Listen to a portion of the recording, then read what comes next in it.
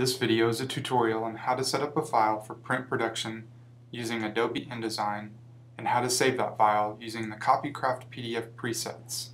Before we begin, if you haven't downloaded and installed the Copycraft PDF presets, please visit our Support Center by clicking on the Support Center link located in the navigation bar in the upper right-hand corner.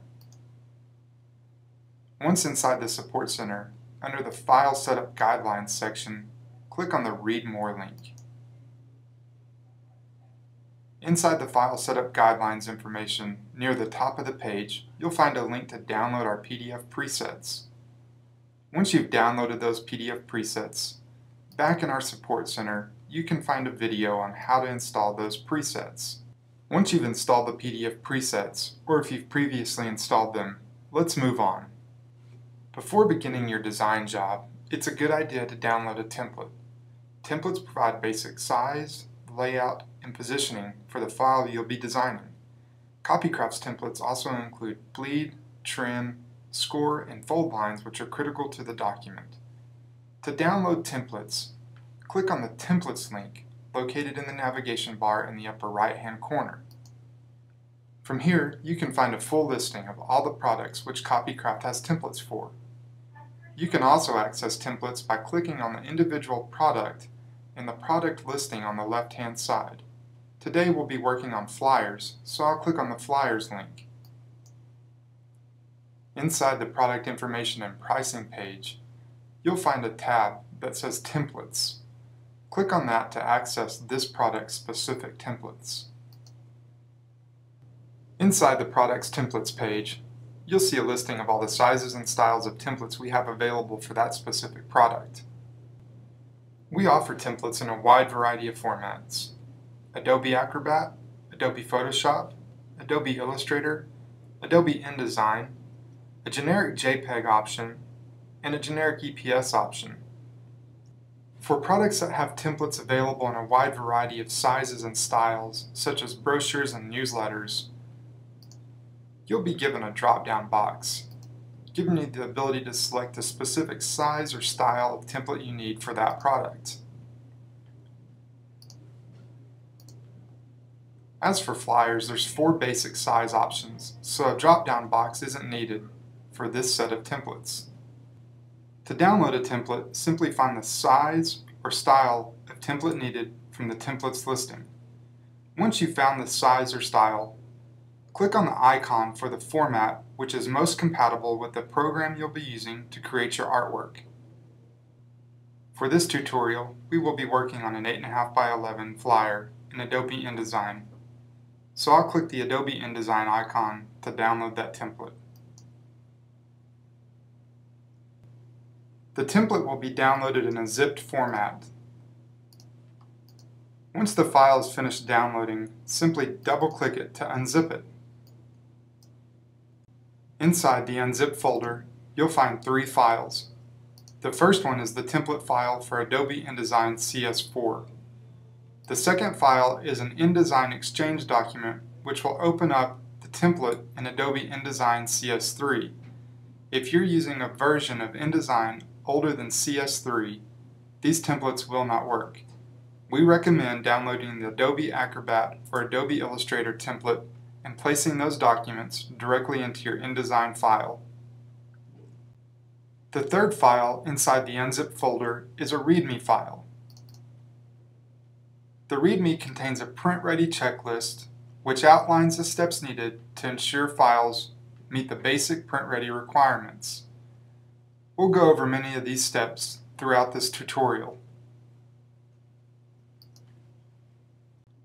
I'll go ahead and open up the template in InDesign and go over a brief overview of all the elements which appear on the template, as well as show you how to begin using the template to design your project.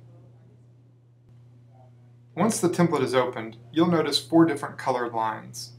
The inside line, or the purple line, is called the margin line. This is set up by default when you create a new InDesign document. When creating a new document, you have the ability to specify the distance from the edge that the margin lines appear. By default, they're set at 1/2 inch. For the purposes of this tutorial, this line is not important. The three other lines, or the blue, black, and red lines, represent lines that appear inside of our template. InDesign has automatically color-coded these lines. Let's briefly turn off the color coding so we can look at the core of the template. To turn the color coding off, go to View, Grids and Guides, and then tell it to hide guides. You'll now notice that the purple margin line has disappeared and that our blue, black, and red lines have all turned to blue lines. Let's go ahead and hide the blue as well by going to View and then Hide Frame Edges. As you can see, we now have the core of the template.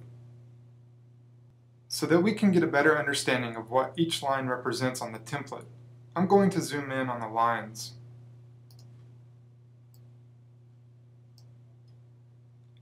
As you can see, the safe area is indicated by the small dotted line.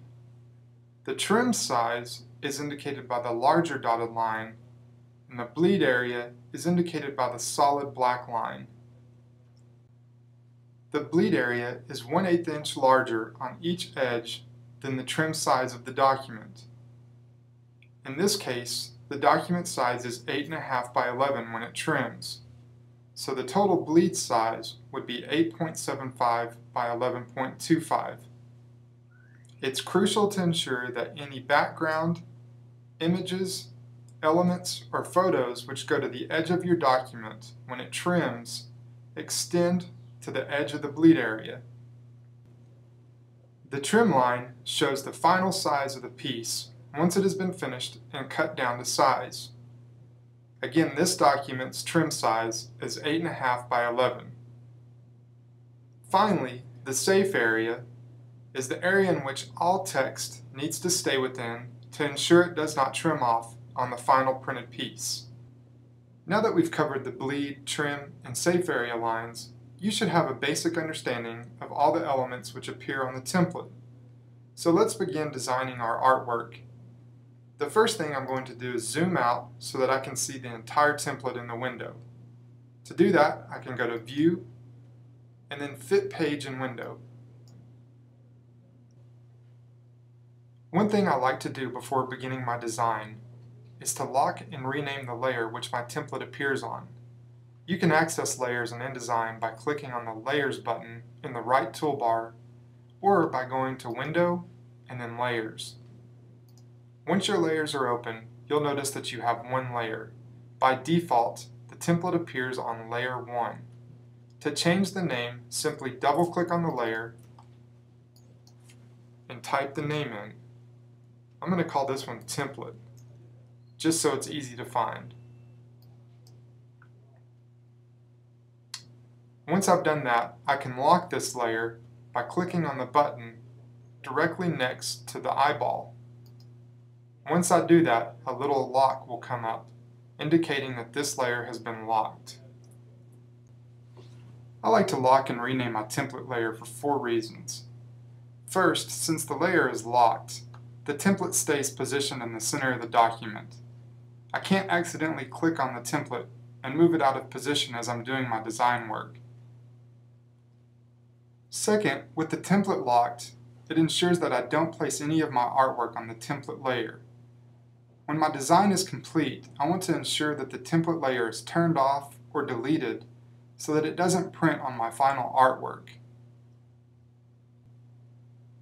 The third reason I like to lock and rename my template layer is because I can easily organize different elements of my design by using multiple layers.